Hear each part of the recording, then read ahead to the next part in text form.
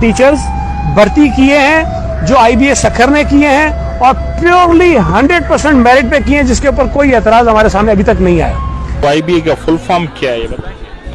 IBA का full form नहीं मालूम। IBA public school Hyderabad. क्या बोला तूने?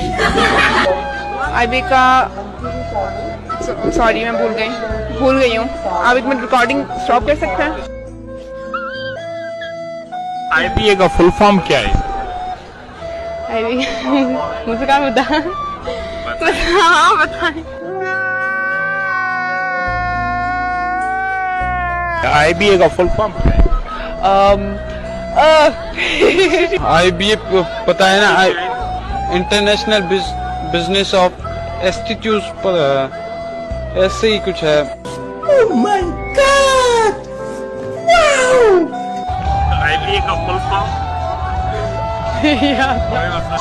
इंटरनेशनल ब्रांच, क्या है? I don't know.